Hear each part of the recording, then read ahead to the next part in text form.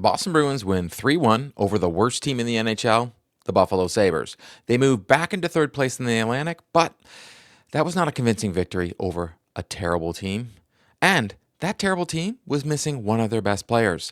Korpisalo came up big when they needed him, but one goal, he was a little leaky. Morgan Geekie is on fire. The Boston Bruins power play scored a goal, and the Bruins looked like they were already on a holiday break at times last night. As always, I'm going to cover the highs and lows of the Boston Bruins 3-1 victory over the Buffalo Sabres. So buckle up, Bruins fans. I'm here to give you the latest info on your beloved Boston Bruins. If you've been liking my Bruins content, please leave me a like and subscribe. If you've already done so, thank you, and let's get into it.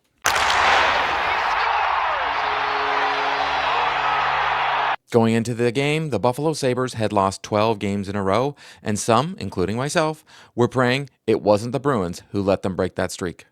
The good news is the Bruins weren't that team, and the Sabres have now lost 13 in a row. The bad news is the Bruins looked terrible against a team that was missing their best defenseman, Rasmus Dahlin.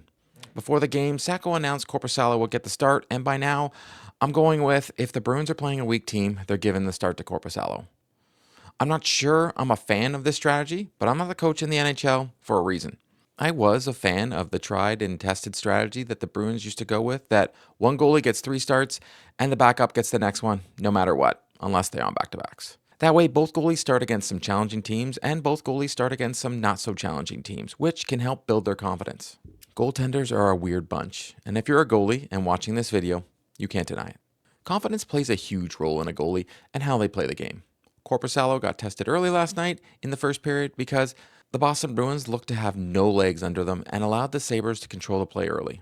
The goalie at the other end was none other than James Reimer, who Bruin fans are very familiar with, and I'm sure will never forget the Bergeron goal from Game 7 and Reimer lying down in the crease after the goal. For some reason or another, though, whenever the Bruins play a team he is on, they start him. It's a weird coaching decision for sure, as the career numbers against the Bruins aren't exactly good. He's 9-14-3 with a .924 save percentage and a 2.57 goals against average, which aren't terrible, but also don't scream, let's start him against the Bruins because he elevates his game against them. The Bruins don't test Reimer at all, and maybe that was a good thing. The Bruins instead get their first penalty of the game because, of course they do, and the Sabres are all over him doing the power play, but Korpisalo was up for the task. And if luck would have it, right, as Charlie Coyle is coming out of the box, the Bruins have possession and Zadorov spots him, feeds him to a pass, gives him a breakaway on Reimer. Coyle takes the first shot, but keeps his eye on the puck, gives it a poke, and it leaks through Reimer's legs, and it's 1-0 Boston. The Bruins didn't exactly earn a 1-0 lead with their play, but have it, so I'm happy. I was hoping after this goal it would bring some life to the Bruins, but it doesn't, and we still see a lifeless Bruins team that almost looks like they were going through the paces and wishing they were already on the holiday break. With 2 minutes left in the period, the Bruins take another penalty, and it's a very stupid penalty because they're in the offensive zone and Lindholm gets called for slashing. But Sacco is pissed at the refs. When you watch the replay, you see about 4 other penalties that could have been called as well, and at the time, including a Reimer trip on Marchand. But nonetheless, the Bruins are going to the box. I mention this because I did feel this is when the refs started to do their own little show. The Bruins kill the penalty, but when we get into the second, we get some brutal calls getting called against the Bruins and the Sabres. I hate to be the refs suck guy, but man, the refs were brutal last night. The second period, unfortunately, does not start good for the Bruins, as again, they look slow, and the Sabres look like the team that is going to score at any minute. The crazy thing was, as I watched the game, I didn't feel at any point the Bruins were going to lose the game because the Sabres are just that bad this year. With just under 3 minutes left to go in the period, Wahlstrom gets called for hooking, which again, not my favorite type of penalty, but it truly was a meh call, but a call nonetheless. Wahlstrom, I felt, had a decent game, but he's still learning the system and getting himself settled. He had 0 shots on goal and wasn't as strong on the puck as I would like.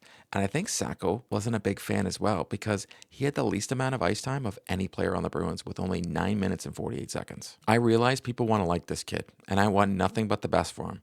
But that is 2 games in a row where the coach isn't playing him much at all. Hopefully, things turn around for him after the break, as his speed and supposed scoring touch is something the Bruins could use. While Wahlstrom is in the box, the Sabres score, which is never a good thing for a guy who just comes to a team. I know he isn't on the ice, but it's never a good feeling to be in the box when the other team scores, knowing it was your penalty that led to the power play. On the goal, though, the Sabres get a weird bounce, which pops the puck out into the slot, and Peterka gets one past Korpisalo. Korpisalo looks to challenge the shooter on this one, but I felt because of the weird bounce, couldn't get himself situated, and this one leaks under his arm to go in. It's a shame because after this goal and before the goal, he was making some great saves, but I'm sorry, I'm sure even he wishes he could have this one back. Like I said though, I'm not going to blame him on it because it's just such a weird bounce. He plays solid for the remainder of the game and is one of the reasons the Bruins eventually win the game because he was one of the only players that showed up. The third period starts and we have a 1-1 game, but the Bruins start to play better hockey in the third and you see some solid puck movement from them. Morgan Geekie, of all guys, was buzzing out there and rips a shot past Reimer, but David Pastrnak is offside. I know people love to rip on guys for being offside when a goal is scored, but I will say the game moves so fast and shit happens. It wasn't like he was miles offside, but unfortunately he was, and the goal is called back, and it's still a 1-1 game. Not to be outdone though, Morgan Geekie decides he's going to get that one back. And at 8:15 in the third, he rips a nice shot on a pass from Pastrnak nonetheless, on the power play and gets it past Reimer, and it's 2-1 Boston. In Morgan Geekie's last 4 games, he now has 3 goals and 1 assist, and is a +2. We can safely say this guy is on a mini heater right now. Also, that was a Bruins power play goal, folks. You heard me correctly. Still worst power play in the NHL, but a lot better under Sacco than it was under Montgomery. Still terrible, though. After the game, Geekie even said that Pastrnak told him he owed him one after getting that first goal called back. That's what he said. Those happen all the time. It's just one of those things that it's unfortunate, but it's good to put another one in there for sure. It's nice to see a player like Geekie, who struggled early on during the season, playing better right now, and the puck is starting to go in for him. I'm not saying he is the answer to the Bruins' offensive struggles by any means, but I will take a mini heater for Morgan Geekie anytime. The Bruins go on to score an empty net goal by Brad Marchand, who has now 9 points in his last 9 games, and it was assisted by none other than David Pastrnak, who seems to almost get every assist this season for the Bruins. It wasn't a great looking win, and it was truly against the worst team in the NHL, but it was a win nonetheless. And it could have easily been a loss, but Korpisalo was there when his team needed him. I do hope in the new year, though, that Sacco lets Korpisalo start against some higher caliber hockey teams, as I feel the team needs both goalies with max confidence if they expect to contend in the Atlantic Division. The Boston Bruins are now 18-13-4, third in the Atlantic with 40 points. They're also 7-2-1 in their last 10 games and improved their home record to 10-6-2. They're going into the Christmas break with a positive, and this is what it's all about right now. Take it day by day, game by game, and hope for the best.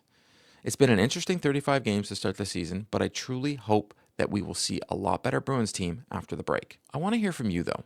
What are your thoughts on the Bruins' first 35 games of the season, and what do you expect to see after the break?